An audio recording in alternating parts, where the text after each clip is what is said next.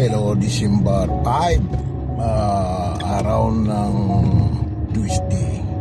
Bukas ay Wednesday. Bukas ay December 6. Mga lodi, talagang ang bilis ng panahon. Ito, December 5, 2023. Kanina galing kami ng ano ba yun, Bogs? Chinese General Hospital.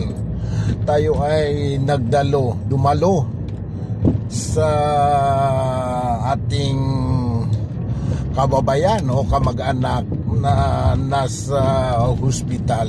At alhamdulillah, hindi naman gaano ka serious ang ating kababayan.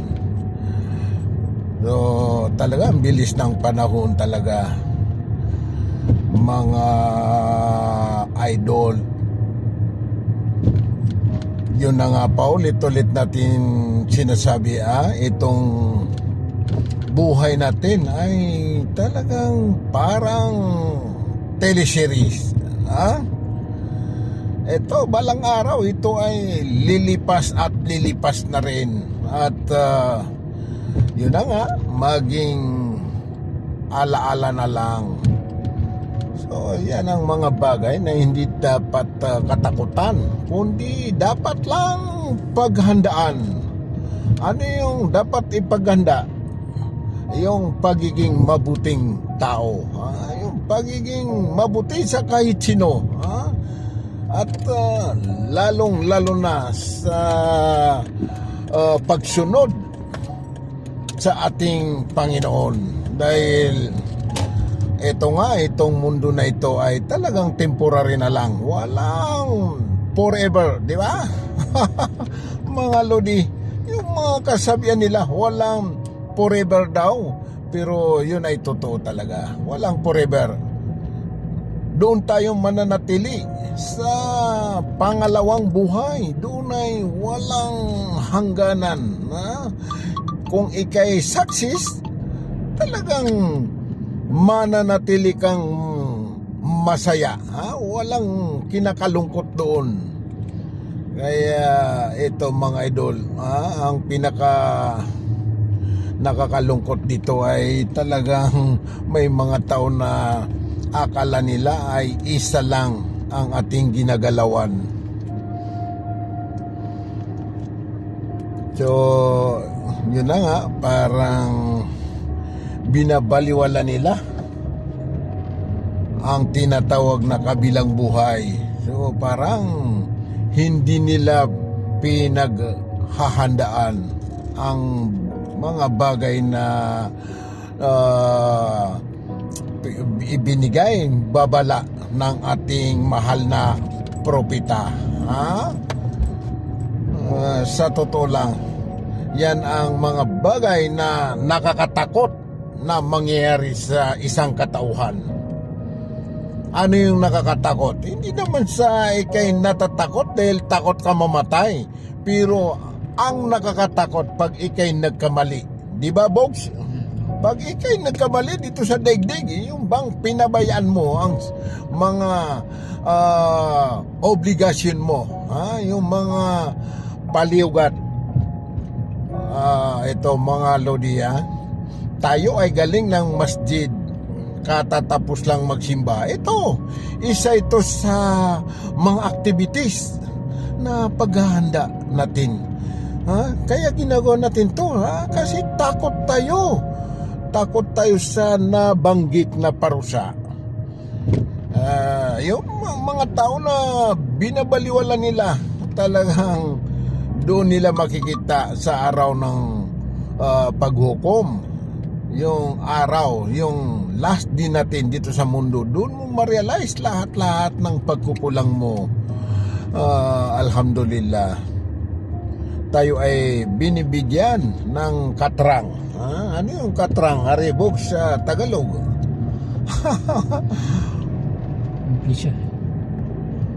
Binibigyan tayo ng kasipagan ng Allah, dahil ang tanging Panginoon ang nagbibigay ng guidance sa totoo lang. Sino man ang i-guide ng Allah, wala sino man makakapagligaw sa kanya. Sino man na naman ang hayaan sa kaligawan, sino na naman ang hindi ituwid ng Allah, walang makakapagtuwid ninuman. Kaya alhamdulillah nasali tayo sa mga tao na minahal ng Allah. Bakit ka minahal ng Allah? Dahil nagkakaroon ka ng takot sa Kanya, na isasagawa mo ang mga kautusan ng iyong Panginoon. Pero ang pinakamalaking pasalamat natin sa Panginoon, lumabas tayo sa ating mga magulang na dati nang naniniwala sa Panginoon. Imaginin mo kung doon ka lumabas sa mga mali.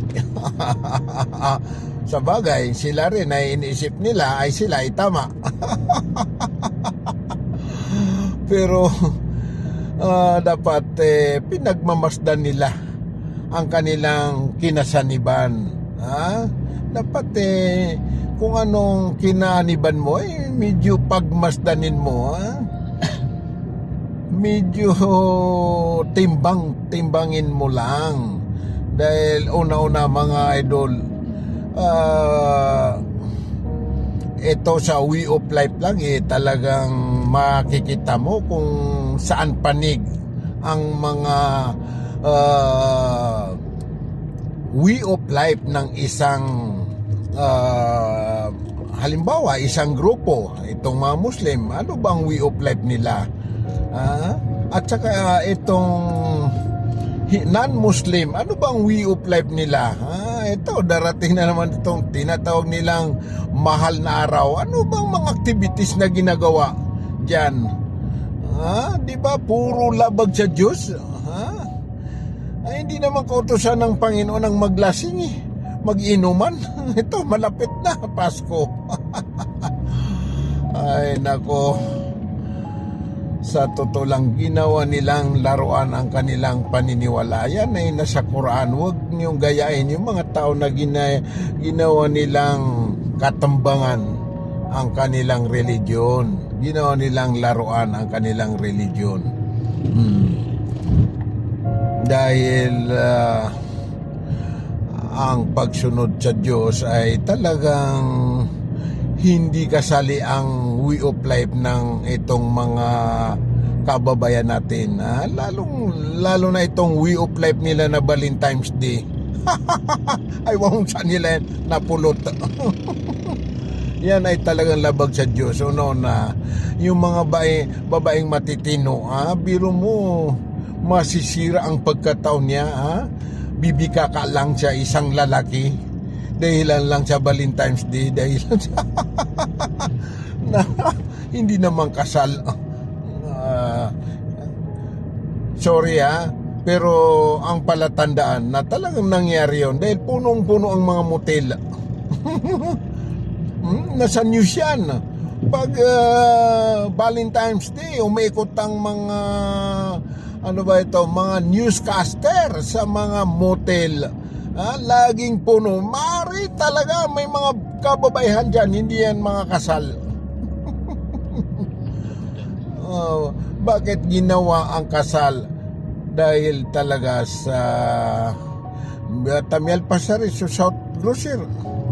Mielpas? O gidapan? Mielpas. Malayo. Malapit. Nabalik tayo kasi sa totoo lang. Nasanay tayo kumain ng gulay. Ito, balik ako ng South Grocer kasi nalampasan ko at ako ay bibili ng gulay.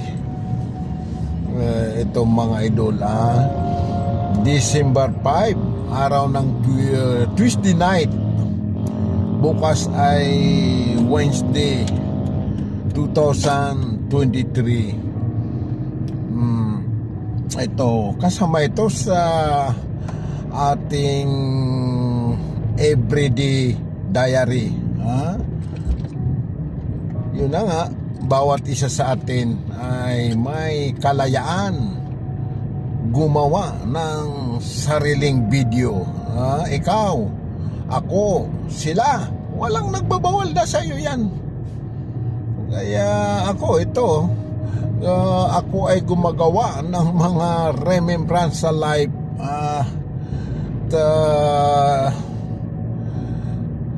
Medyo tayo ay nagbibigay ng mga kuro-kuro,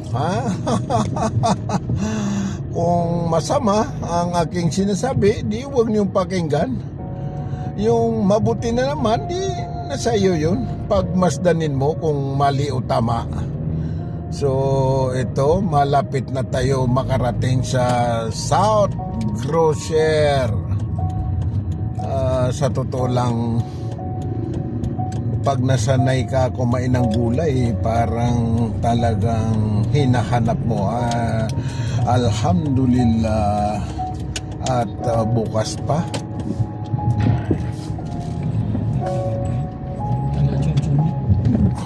Alas 8. Thank you mga idol.